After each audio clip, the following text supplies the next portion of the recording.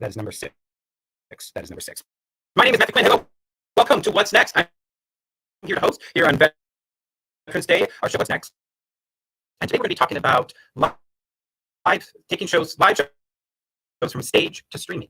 I'm very excited to have two powerhouses in our studio today. So let's not waste any more time with my mic, and let's bring in Kristina Wong. Kristina. Hi, Matt. I don't know if you need to log out because you're a little garbled sounding. Hello, Kristina. I'm not hearing I anything.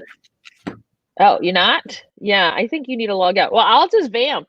Hey, everyone. I'm Kristina Wong. I'm the guest today, and I'll bring out the other person. Sorry this is about Miles. That. Yes, this is Kristina Wong. She is one of our guests. I am the stage manager, stream manager for today. Matt Quinn is dealing with a microphone problem, though I think it may have just been fixed. All right. Can you hear me now? Yay! Perfect. I can't hear me. What happened? We were all good. What's going on? Can you guys hear me? I can hear you fine. Oh, now we're back. Hey. How's everybody doing? Should we just do this all over again? Should we just take it from No, should we just go in? So Kristina, you're here. Welcome. It's now we think. What's happening? So this is the part of the demonstration of the challenges of doing live streaming shows. It's a little early in the show, but Kristina, I've got you here. You're a performance artist, writer, comedian, and I may add, an elected representative here in Los Angeles. You have been guest on late night shows like Comedy Central and FX. You have been awarded numerous grants from Creative Capital, the MAP Fund, Center for Cultural Innovation. I could keep going. You've created several viral web series, including How to Pick Up Asian Chicks and the long-running show Wong Flew Over the Cuckoo's Nest. I have not seen that, but that sounds wonderful. You can watch it on Vimeo. There you go. Currently, your show, Kristina Wong for Public Office, is running online with CTG. And I'm hearing rumors of a pandemic-influenced performance called Kristina Wong Sweatshop Overlord. Yes. Yeah, get ready for that. All right, well, thank you so much. I'm looking forward to talking to you more. And you can go back into your studio chair, and I'm going to bring in Diana Wyenn. Diana, are you there? Yes, I am here. Yeah. Hey, Diana, lovely to see you. Great to see you too. So Diana is a Los Angeles. Thank you. Latency. Oh, the latency. And she's gone. Diana is a Los Angeles-based director, choreographer, dramaturg, and curator of contemporary performances.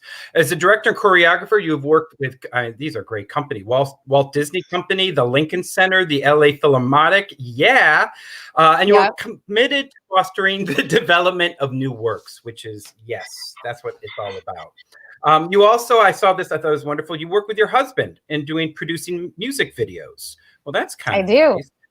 And recently, besides all this directing, dramaturging, working with Kristina, you jumped out back on the stage for your autobiographical piece, Blood and Sugar. And I'm going to look forward to talking about that. All right. Well, thank you so much. Let's bring up Kristina. I'll get into the same room. Hey, look at that. Yeah. Hey, everyone. And now Miles would do the Matthew Quinn switcheroo. And there we go. Love it. It's just something we like to do. So again, thank you both coming out here and with your crazy schedules. I'd like to start the show asking each of our guests kind of what their pivot story is. So we woke up January. It was like the year. It was going to be the best year ever, 2020. All the holidays were going to be the best party holidays. October, everything was going to be the best.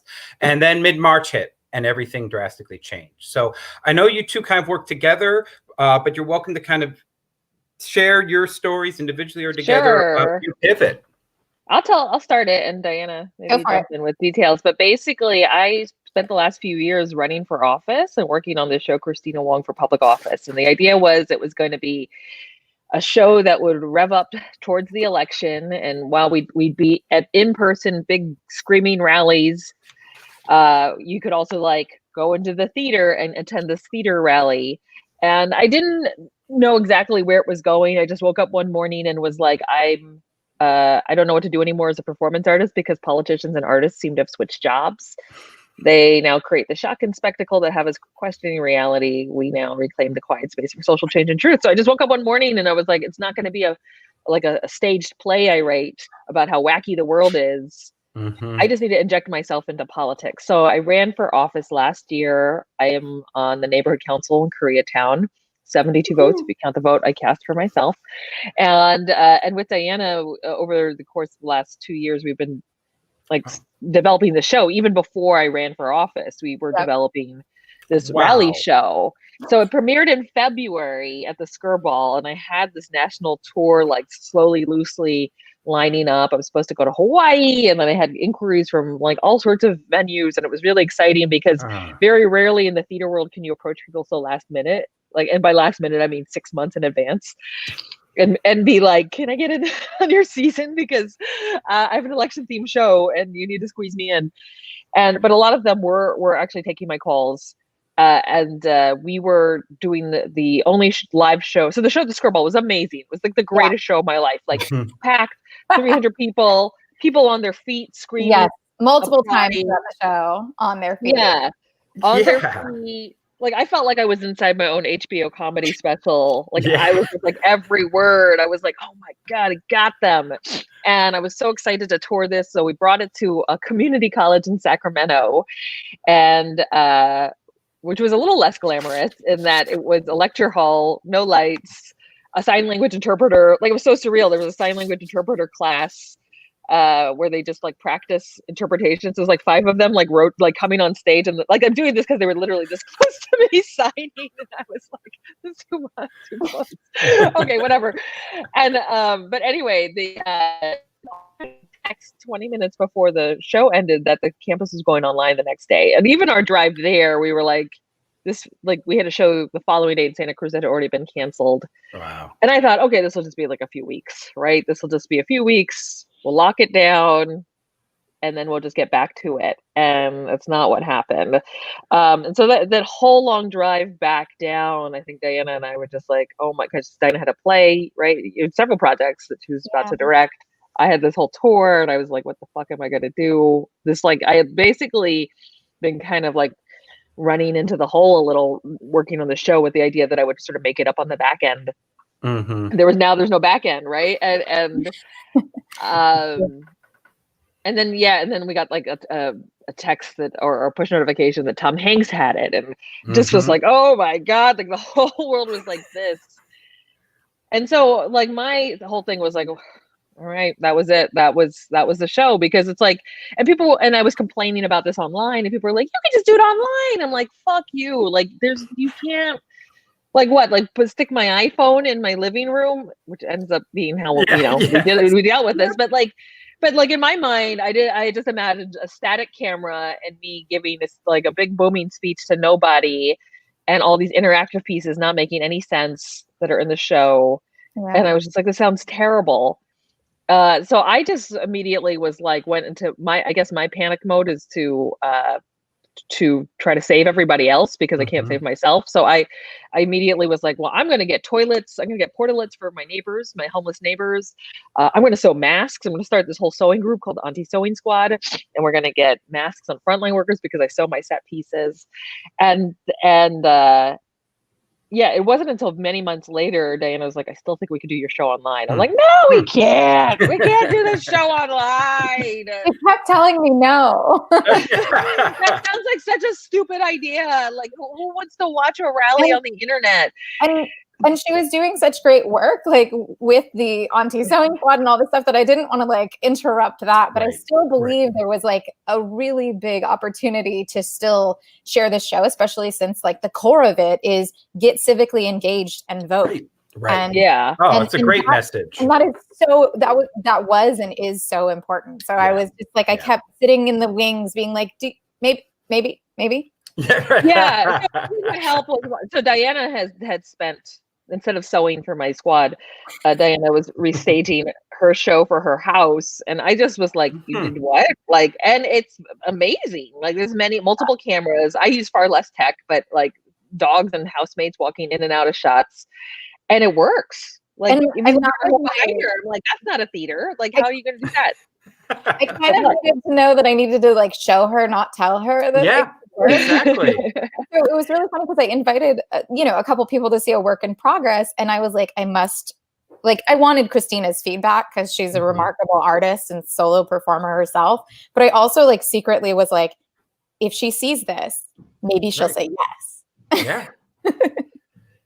I want to acknowledge there are other artists who, like Peter Michael Marino, who immediately pivoted his kids show on Zoom in that same month. And I only caught the end of that. And I was like, oh, this is like, you really have to like tap into your like sort of cheap tricks side of yourself. Cause he's like building these props and he's like, hello. And like, it was like, to me, I guess I didn't imagine that you look at the camera as an audience member. And I was just thinking it would just be this really flat, terrible recording, the way a lot of, performance recordings look, sort of flat and not watchable. So I was just like, oh, I guess you have to treat it like children's theater. And so that helped a lot. My friend Siobhan O'Loughlin created a show for it. And then watching the SNL cast members rework their stuff for their homes, I was like, okay, there's actually a certain kind of intimacy and just sort of seeing we're in the situation, and in no other situation on earth would we elect to do this. But it feels very special, I think, when someone takes the time to do the show for you in their home. Yeah. Like someone cooked you a meal. So I think that helped. And I think looking at sort of how Diana was using the dramaturgy of her home, that there's certain parts of the home, like instead of like a light change, you should go to another room, or you or use the stuff with this room with this in the background as a good backdrop for this or that. And that, I think that is actually sort of inclined to how I think anyway, as someone who does site specific work too. So it was just trying to like turn that muscle on, and realize, okay, here we go.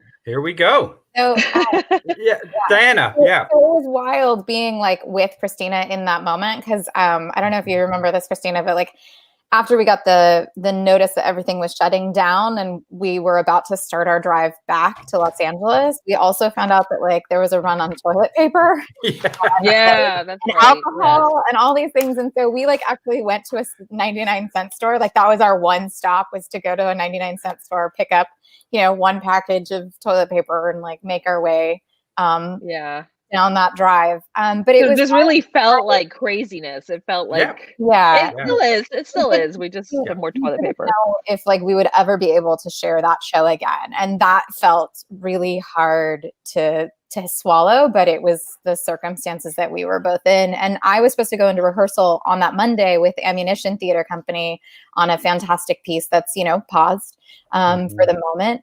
I was also supposed to like go to Europe and remount Prisoner of the State for David Lang and Elkanah Pulitzer. Like all these things I had lined up, all of a sudden days were just on hold. And then I'm also a curator at TIOH Arts and Culture. So not only am I getting told it's not going to happen, I'm also having to tell other artists that, that gig that, we were planning, that's not going to happen. And so I immediately knew that I needed to pivot my practice. And I brought TIOH Arts and Culture online because I knew that my community over there needed art, was still hungry for it and hungry for gathering. And I could create these intimate concerts that were like 30 minutes for, like someone in their home, me in my home, and them in the audience in their home. And it worked. And I'm still doing those performances. It also helped pay some artists, a nice little stipend for sharing their work for, from their home. And so I was pivoting that. I brought Directors Lab West online, and that was working. And so I was seeing all these ways in which we are hungry to have communal experiences together. And then Jason Thompson and I had this moment. He's my video designer for the project, because Blood Sugar always had live feed video and it always had projections in it. And so in that moment, we kind of looked at we called each other. We didn't, we're like far distant. And we were like, you know what? This could work, because I think solo performance has a leg up. And I think shows that existed before also have a leg up, because I've already done the sound design. I've already designed the video. I've already done all these things. Exactly. For the project. And now, because we're so used to like a FaceTime experience, like Jason and I had this moment where he was like, it's kind of like an elaborate FaceTime. And I was like, and we laughed. We totally laughed. And then 2 days later, I was like, Jason, it is an elaborate FaceTime. Yeah. Yeah. Like, that's going to feel good. And so it was really cool to take this piece that was about that's about diabetes, which is a global pandemic we are not talking about. And it is killing millions of people unnecessarily. And it felt like that too, just like voting is crucial to talk about at this time. So we pivoted, and it took us, I mean, we spent 2.5 months reworking it so that he could sit in his studio and trigger all these incredible cues, and I could perform from my house with 3 cameras. And what was interesting in pivoting then Kristina's project was Jason and I had teched the bejesus out of this piece, but Kristina's show was different. So I'd actually talked to Jason about it, you know, to explore what it might be like. But then I realized that the interactivity that was crucial from the beginning for the work that Kristina Wong for public office was like, well, that's going to be best served in Zoom. Yeah. As much as I don't really want to do a play, quote unquote, in Zoom, that's a platform that had a lot of functionality that could be utilized. And so Kristina and I worked really hard to kind of maximize how that all flowed, because I think something that's really hard about online performance, I mean, even just the start of this performance, like stuff goes wrong. We're at the mercy of the internet. So how do you build a show that can handle that? Right. Like that can like, it's okay. And so like, even at the beginning of her show, I come on the screen and I'm like, if you get kicked out of the Zoom, just hit that link, come back in. Somebody's going to admit you as quickly as possible. And kind of acknowledging the circumstances. I think that was a big part of the pivot for Kristina and I too, is like, we're not going to pretend like we're not sheltering in place and that there's not a pandemic happening. I think the more that the work acknowledges our circumstances, the more it connects to everyone else, to you out there who are also living through this pandemic. I agree. And I think that connection, as several people on the show brought up, that's what makes this unique, is that connection and the humanity. We need that. As you said, people are really needing that. I remember Peter Michael Marino mentioning, you brought him up earlier, that he doesn't like Zoom either, but that was the way that he could see everyone and talk to them. And that's what people need. It really is like an amazing thing that I couldn't even imagine if this happened 20 years ago. I mean, like, without all this. We throw a dance party. I mean, I love Kristina's show because like we throw a dance party in the stage version, and we were like, how do we throw a dance party here? You know, and spotlighting people's video, like you see them like light up when they realize that, oh man, everyone is seeing me right now. You know, and I tell the story about getting stoned and waking, which happened. Unfortunately, I got my neighbor gave me an edible because I was being trolled by Alex Jones. All this crazy shit happened to me, and I very much had. I had the Trump administration 4 years, let me tell you. I got trolled by right-wingers. Anyway, so I got trolled by them. I got really stressed out, went to her house. She gave me an edible. I woke up on a ballot. And I was like, oh, all those really annoying backdrops in Zoom. And they have these filters now that give you like sunglasses and animal faces. Like that's what they're for telling stories about getting stoned and nothing else. Nothing else. I can't figure out what else to use them for except that. But yeah, it was fun to figure out these cheap tricks, and it's really satisfying to audiences who are used to like this very flat. And it was cool because I remember you and I like went through the script and we were like, every moment of interactivity, what's the equivalent on Zoom? So like you would ask people in the audience to turn to your neighbor and like, you know, ask, is this your first political rally? And so we were like, wait, how do we get that sense of people talking to their neighbor and seeing who's here? Well, you know, there's a polling function. So although like we weren't hearing individuals, at least we know that like 60% have never been to a rally before. Like that gives you that little bit of insight into who's present, right? So that we know that we are here together. Christine, did you want to add to that? Yeah, I mean, there's a lot of things. My back seized, so unfortunately I can't show you everything upstairs. I'm like kind of bed rest wearing long underwear right now. But anyway, but like the biggest thing I think with learning to perform online is that you're not stuck to your chair staring at a computer. Like I think figuring out just standing up. That's like this is how you're going to save $100 on my course, how to perform on Zoom. Stand up. Yeah. And I don't like, there are a lot of folks I know have invested in fancy cameras and stuff, but basically I take like a rolly chair right there, right? Mm-hmm. And I put two Tupperwares on it, and I put the computer on it. So I don't have a fancy camera, but that allows me to turn 360 degrees, roll the camera around, take it off the thing. And I love that it cost me nothing, and that I just, but I think that sort of speaks to like the resourcefulness of this moment, is that it's a weird time, because it's like hard because people are dealing with so much loss, and at the same time, like, we as artists have to believe that what we're doing is in support of humanity, right? And while we're often referred to as not essential, it is a tricky thing to also wave people down and be like, watch my show. Yeah, right. Yeah. You know, but really, I feel like there is a lot of closeness that I felt in doing the show, but also in watching other people's performances, that they've really kind of tricked out for their audience. Yeah. And to add to that, I mean, the stand-up notion, I think, is crucial. Like, there's a reason why we as theater artists, when we're doing a staged reading, it is at music stands and we are standing. Yeah. And, you know, and a closed table read is around a table sitting down, you know, like there are reasons why it's evolved like that. So it's really interesting to me now to watch so many people sit in these boxes, even for these new play development, you know, staged readings. And I think they're missing an opportunity. Another work that I've been working on, A Lesson in Swimming, you know, Michael and I are Michael Shutt, Michael Shutt, thank you. Creator, the writer performer in that piece. And he, you know, just the other day when we're talking about audio recordings, like, stand up to record this thing so you can use your full body, your full instrument. Can you clarify? So Michael Shutt is also a stroke survivor. Yeah. So Michael talk about that. Michael Shutt is a amazing human being. He is one of the members, like, I don't know if he's a founding member, but he is integral to Moving Arts here in Los Angeles.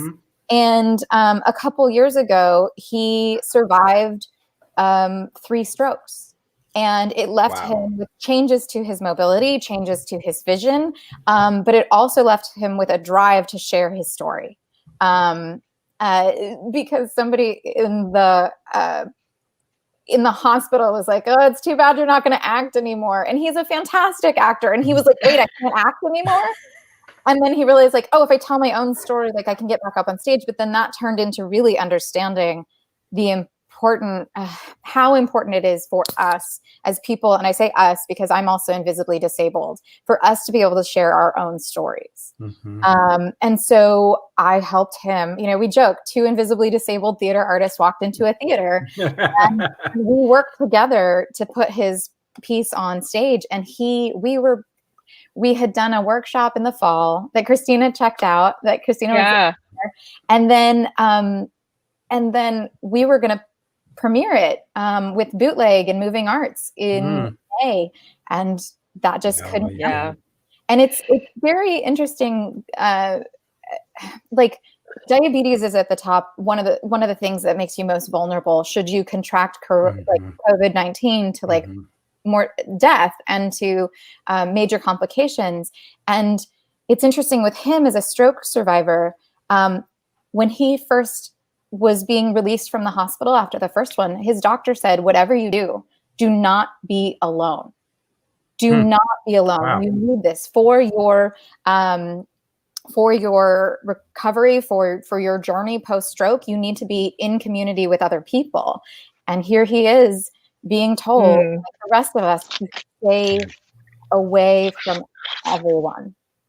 Wow. I want to say of Michael's show, which I had the privilege of watching live, I think it really speaks to this idea of like what a pivot looks like, right? Like we're all trying to pivot in this pandemic, and he has had to work through. He'd be a great guest on this, but like, I think looking at what he was able to work, he can only see like a quarter of his vision is left. Lost everything below here and everything to the side. So what he's got is this, and it's doubled, and he's got face blindness. Like there's so many layers of it's And he's doing a stage show, and the set is painted purple so he can find it on stage. And Diana has to wear heavy shoes so that he can hear where Diana is as she's directing him, right? So I mean, to me, like, I look at Michael, and I when I watch Michael's show, I was like, are all stroke survivors this good? It's like he's so like physical on stage. I'm like, I thought stroke survivors couldn't do half of this, and they actually like. He just can't see us. Like, and even at the Q&A, people have to identify themselves to him. But I think, you know, you look at something like that, and it's like, you look at where we are now. It's like, all right, it can be done. You brought that up because I think that, like, in the disabled community, like, we're constantly having to innovate how we work, how we do what we do, because the world isn't necessarily built with us in mind and has a lot of bias. So I'm so glad that you brought that up, because Michael, you know, is great on stage. We needed to evolve our process to support what he needed. Have you brought any of Michael's work? Is Michael looking to go on screen, or was this all stage, or is he looking at streaming? So because of like his circumstances and his house, we both like had a moment of like, do we take this show into his house? No, we don't. Yeah.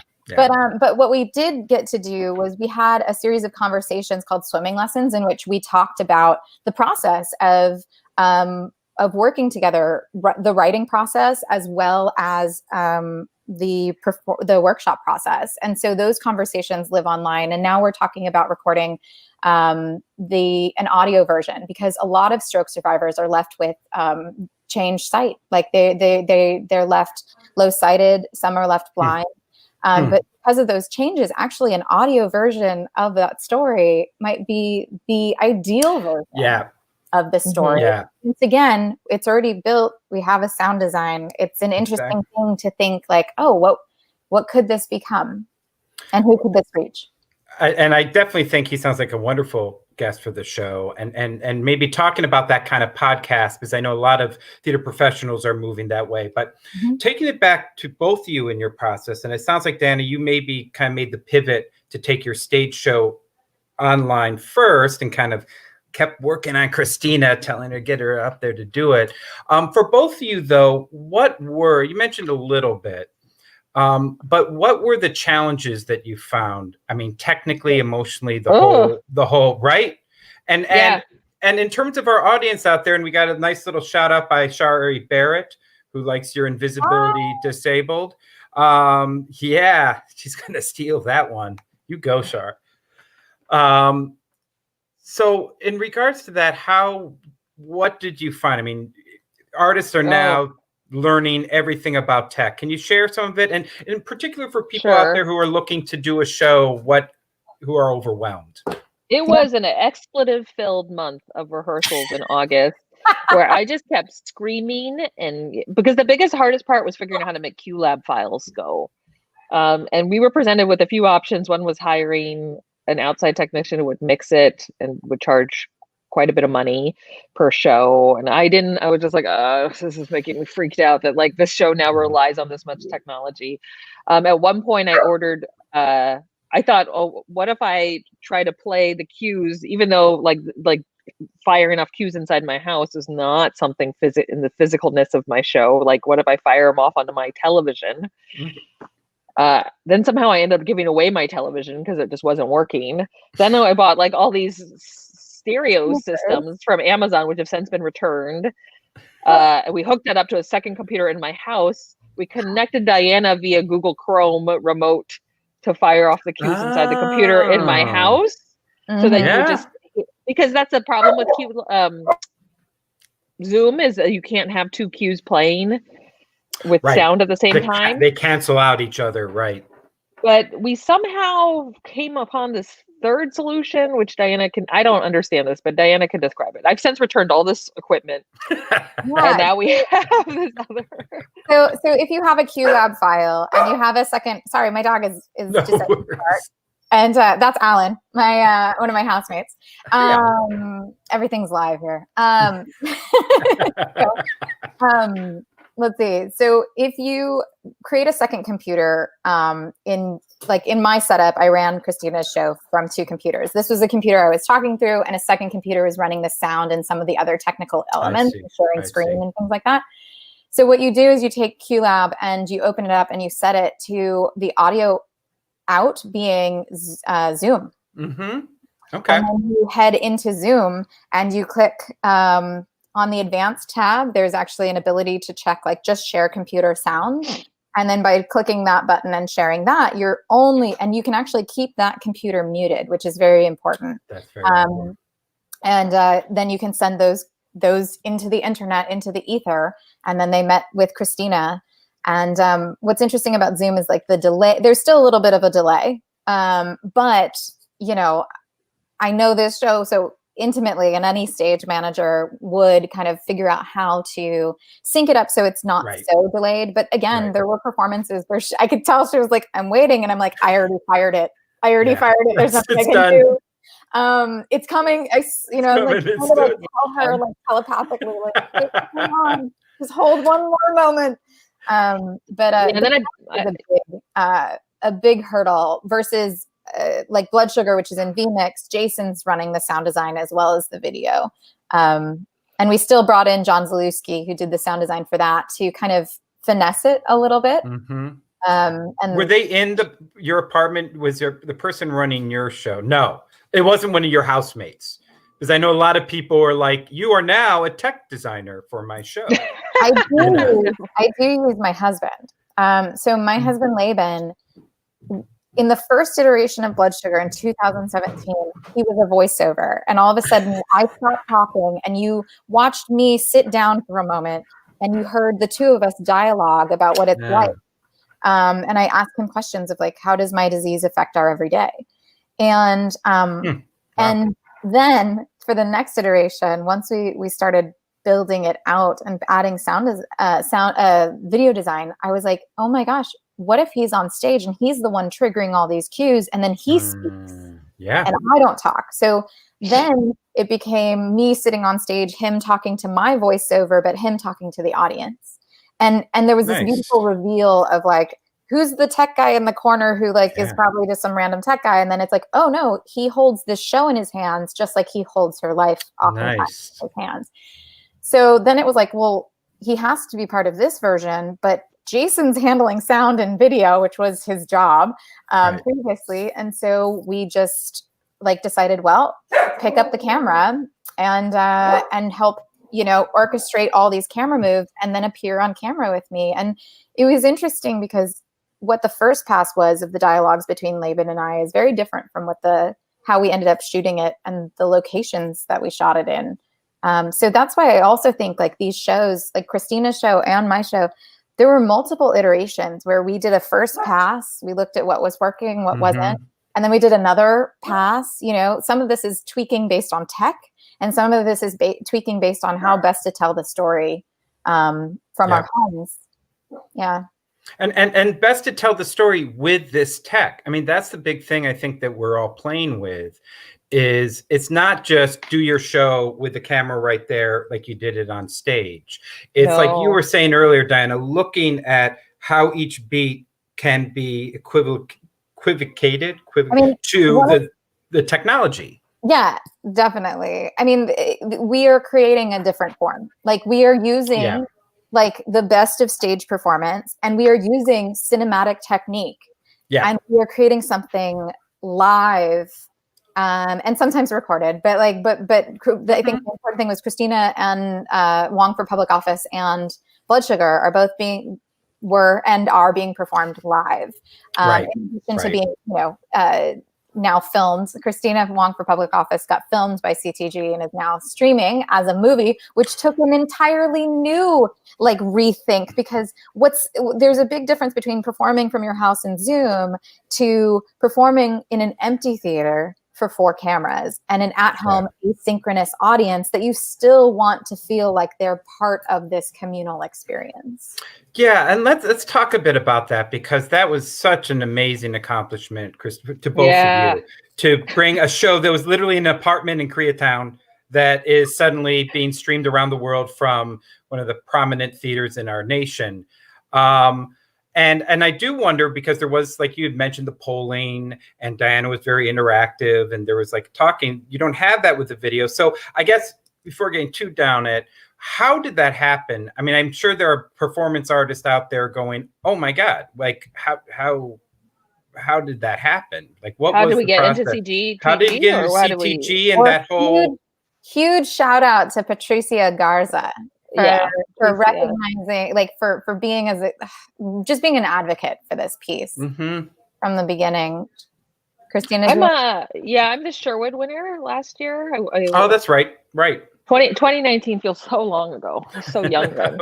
But so yeah, I've had this was the piece that I was developing with my Sherwood Award, which and my Sherwood interviews were so bonkers, because I had interviewed in 2018 when I hadn't run for anything yet, and I was just like, I hope that they're into this craziness, because I'm like, so I'm going to run for office. I'm going to run for office, and I'm going to do the show on it. And anyway, they gave me the Sherwood Award. And yeah, it was just and they were. I was the right person to give it to, because hello, nothing matters anymore. We need to have your. Kristina has been making incredible work. Kristina has been here in Los Angeles making remarkable works of performance art for decades now, and like she go dig into her past work, because they're phenomenal what she's been able to do. And then this is like the latest. So in terms of the Sherwood Award, being an innovator, like Kristina's that person. So I wasn't surprised when you got it. It sounds like a good fit. And so that was the door opening, and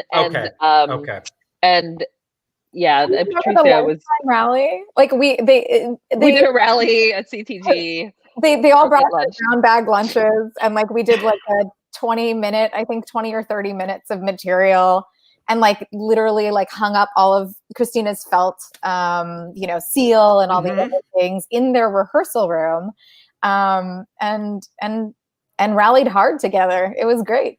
That is brilliant story, and wonderful to hear that it being able to step up and really be viewed, because it is such an important piece now. Diana. I think it's really exciting that they did turn, that CTG is also now pivoting to put theater, to stream theater, to capture it on the Kirk Douglas stage. I mean, it was after I think but mainly I got over my fear of like, I don't leave my house because of the pandemic. And so I've only left my house really to get COVID tests. And so going to a space and being back in a theater, though, like felt amazing. And I think it's incredible that we were able to do it. I mean, this is where, we had one day of tech. So basically like Kristina and I restaged and re-teched the entire show in like kind of like less than one day. And then the next day came back and filmed with that four crew. So, I rehearsed the guys in the morning, the camera moves. Then we brought in Kristina and I rehearsed them more, because that movie camera, the moving one, is essential to some of the moments. Because as you were asking about the interactivity, that was kind of our clue to, okay, this has to be put in a different framework. So instead of her,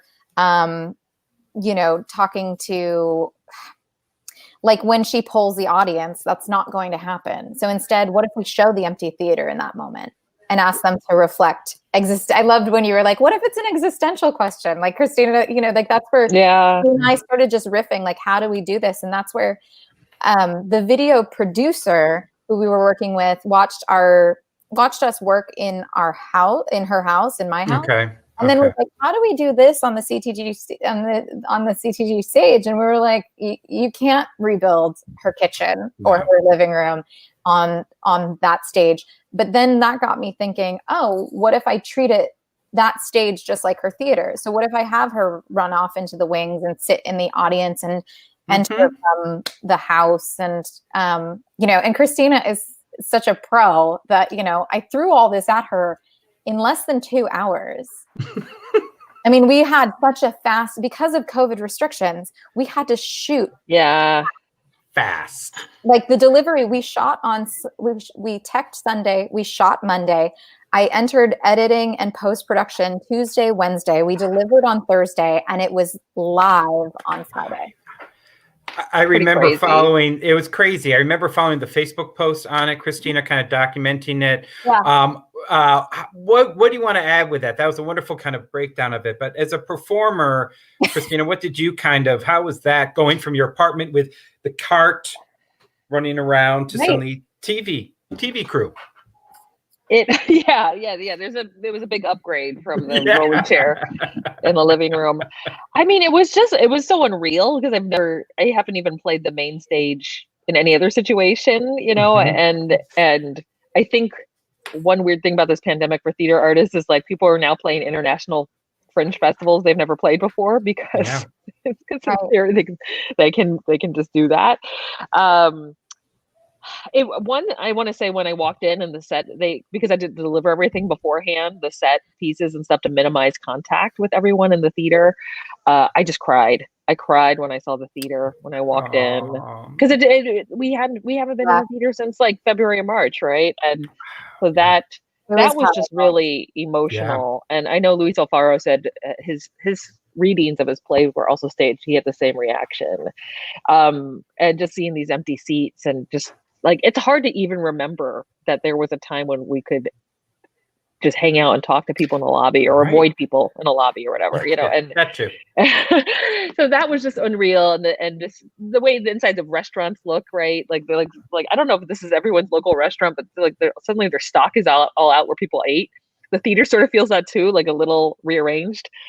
So that's just weird. But yeah, I think a lot of it was like, this Zoom theater or online theater is not really built for people who need immediate reactions. If you need to hear laughter, if you need to see people doubled over, this is not going to be your bag.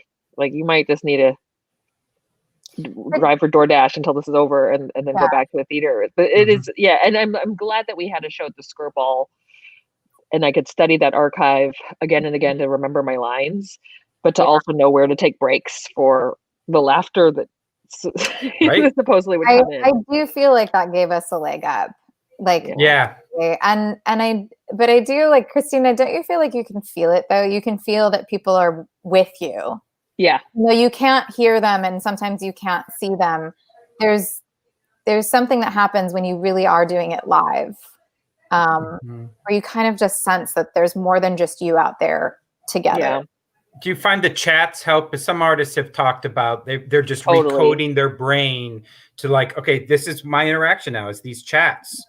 I like leaving the chat open. Actually, we weren't sure about that at first, but I do feel like that's the fun part of being an audience member is you can now whisper to people. But as a performer, everyone, it is really hard. I have to like focus up because I keep seeing, especially because of these school shows and all these kids show up late. It always says like so and so's in the waiting room, so and so's in the waiting room, so and so's in the waiting room, and then I see like, so I have to like keep my eyes up and over so that I'm not like constantly looking at all these things bouncing everywhere. But that has been the fun thing about this is you get to kind of say hi to folks that you haven't seen in a while, even in this weird setup.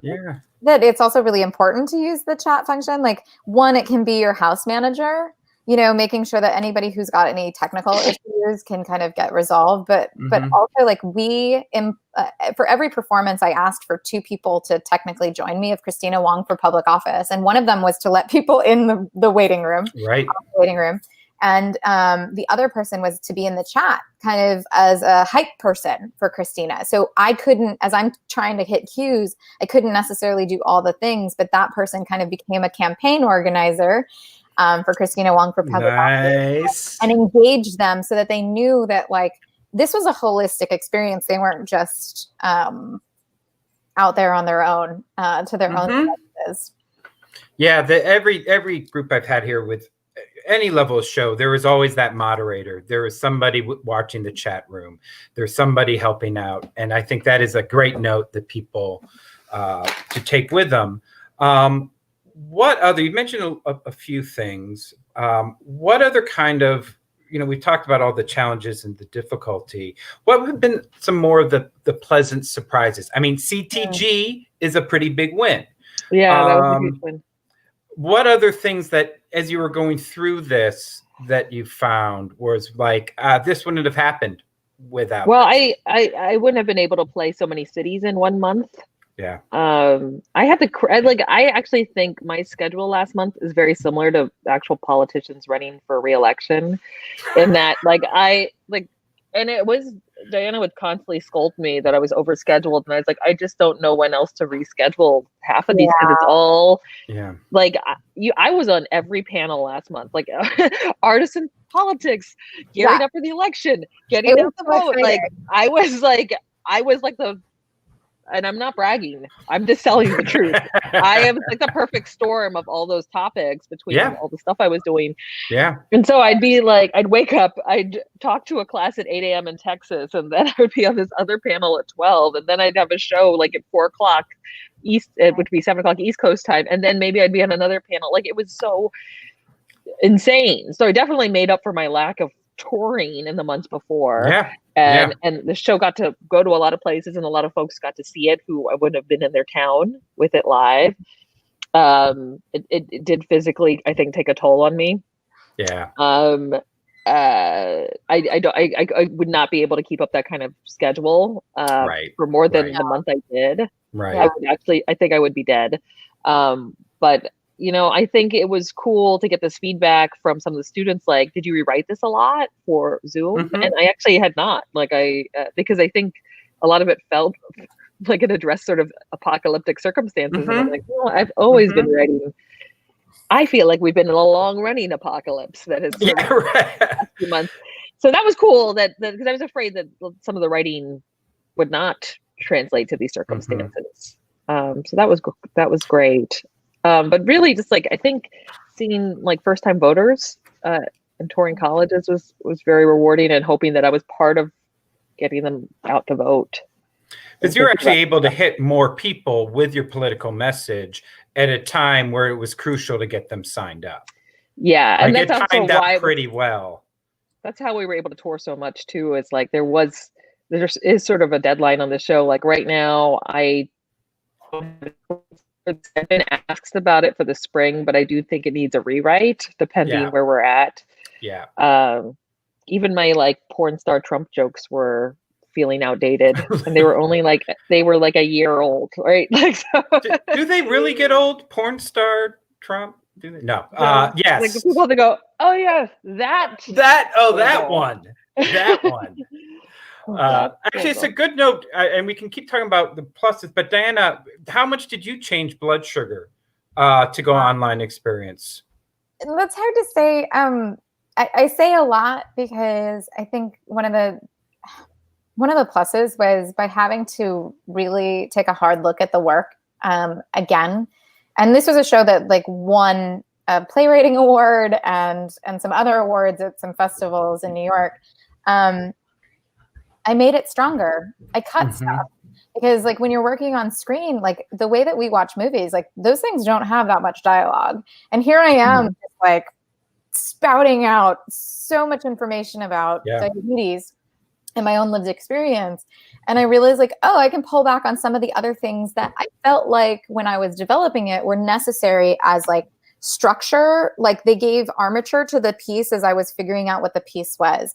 And they're now gone because the piece can stand on its own. And that was really, really exciting to me, to be able to be you know what? Trim that stuff away. Trim it up. Yeah. And then I really feel like this is actually what blood sugar was always supposed to be. That's cool. I feel it is not it is the next evolution of this project, and the way that it can reach people and the way that it brings you into my house, especially since the shows of somebody was telling me, the show's about you living with this. So you being in your house is us really seeing how you live with the disease. I start on my front steps. I go into my bedroom with you. I take you into my kitchen. You know, all these things. Wow. So it you're really seeing how I manage this with the help of my community. Because the other thing is this disease takes a village. Any kind of illness, usually it's a lonely road to go it alone. And so there's also the thing I was kind of the most scared about moving it online was actually the post-show conversation in the theaters was always as essential as the performance, because that's where after, as theater makers, we've kind of like cracked people open and can really talk. And I bring diabetes educators and nutritionists so that I have experts who can address if somebody actually brings up something that I feel like, you know, I'm not a medical expert. I should not be giving them medical advice. I can talk about my own lived experience, but that's irresponsible if I'm like, actually, you should just, like, that doesn't make sense. So I was worried what would happen online. And so you watch the show via a browser, and then you're invited to a Zoom after for a conversation with diabetes educators, myself, and nutritionists. And it was fantastic because we did it with Boston Court Pasadena in September. And, you know, a lot of people entered that Zoom after. We had a remarkable conversation and nobody left.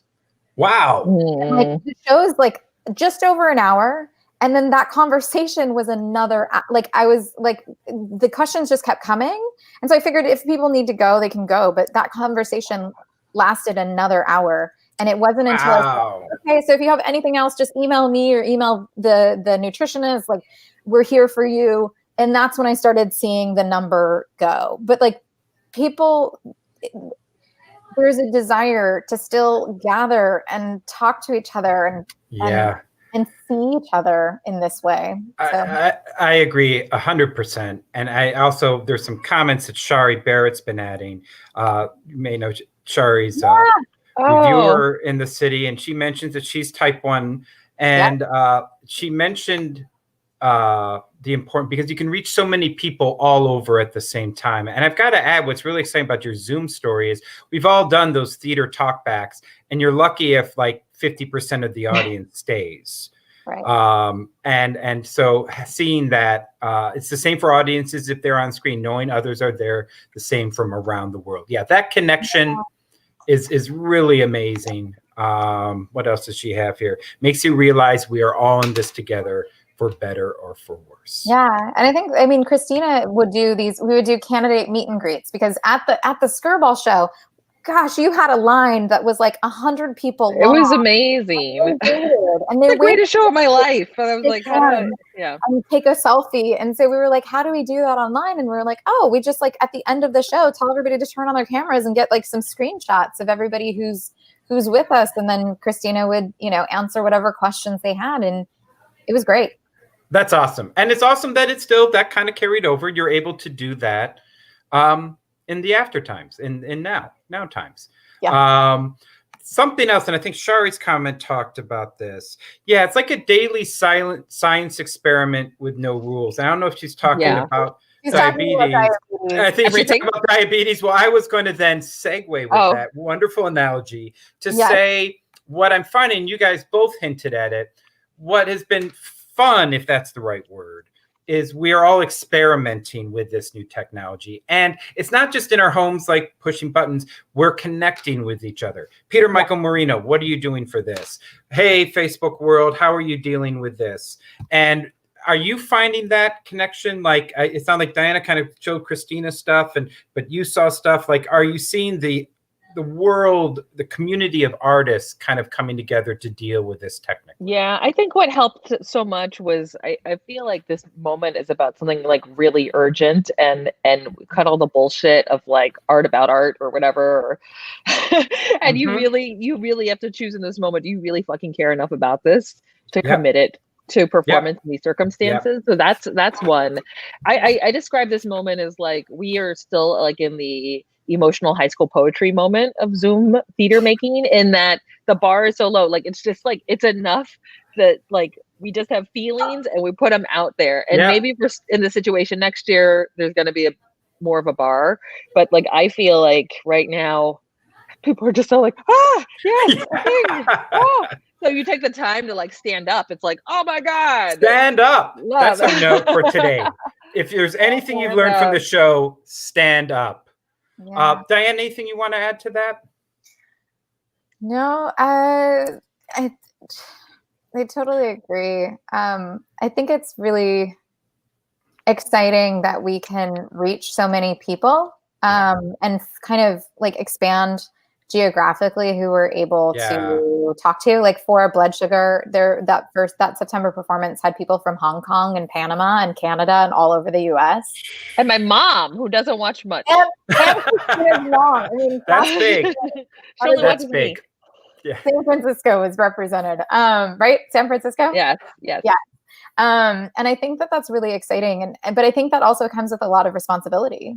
You know, what we put out there has always mattered, just like Kristina was kind of was sharing, you know. And so I think I'm glad that you shared, like, you know, there's a lot of projects that I had that are paused because they're not going to be best served by jumping online right now. But I think there's but I also really believe in experimenting and seeing what happens and what can manifest. So I definitely encourage others to have at it. I agree. You've got to do it. And we're winding down to the hour. So I'd love to know any projects that you guys have. I've got a bunch of Miles. We got a bunch of websites to show you. Both are very busy. Kristina, we can start with you. What do you have coming up? Tomorrow I'm giving a talk on reality television, political theater, and social change. I don't have a PhD, but I have an obsessive knowledge of reality television, and I can take us through the celeb reality to how we ended up in the situation now. And that's for the Cucalores Festival. So that's tomorrow. And then I would encourage you to please go to centertheatergroup.org. Watch Kristina Wong for Public Offices. It's been staged. You get, at this point, I think 18 more days to watch it. And then it goes away. I don't own it. I can't sneak it to you. It goes away. So you got to watch it. And Auntie Sewing Squad is my sewing group. So look at the mutual aid work I'm doing on top of all this other stuff. Go there. And then Diana has a show on the 21st.